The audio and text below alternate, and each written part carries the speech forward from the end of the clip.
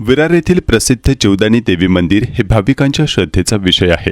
या ठिकाणी भाविक मोठ्या प्रमाणावर येत असतात। संस्थांच्या वतीने त्यांच्यासाठी अनेक सुविधा उपलब्ध केल्या असल्या तरी नैसर्गिक आपत्तीच्या वेळी या संस्थांच्या वतीने मोठ्या प्रमाणात नागरिकांना मदतीचा हात दिला जातो।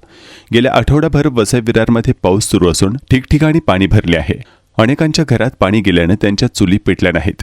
यासाठी पुढाकार घेत जीवदानी मंदिर संस्थांतर्फे गेल्या 3 दिवसांपासून पुरात अडकलेल्या आणि घरात पाणी शिरलेल्या नागरिकांसाठी खिचडी आणि पुलावाचे वाटप करण्यात येत आहे।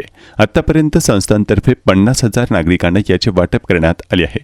जीवदानी देवी मंदिर संस्थान हे आपल्या वेगळ्या कामासाठी प्रसिद्ध आहे।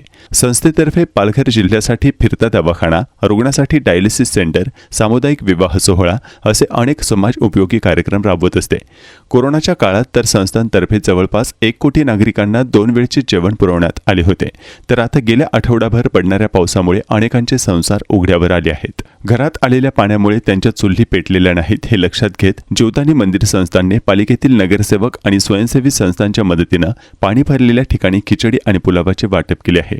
पहिल्या दिवशी 12,000, दुसऱ्या दिवशी 18,000 आणि आज संध्याकाळपर्यंत 10,000 लोकांना खिचडी आणि पुलावाचे वाटप करण्यात आल्याची माहिती संस्थांचे अध्यक्ष प्रदीप तेंडुलकर आणि उपाध्यक्ष पंकज ठाकूर यांनी दिली आहे। या कामी नगरसेवक रोहन सावंत हे सगळ्यांशी संपर्क करून खिचडी पोहोचवण्याचे काम करत आहेत। मुसळधार पावसामुळे रेल्वे ट्रॅकवर पाणी आल्याने विरार आणि वसई स्थानकात उभ्या असलेल्या 4 गाड्यातील प्रवाशांनाही जवळपास 2,000च्या वरती खिचडीचे वाटप दुपारी करण्यात आले, तर रात्री ही खिचडीचे वाटप या प्रवाशांना करण्यात येणार आहे।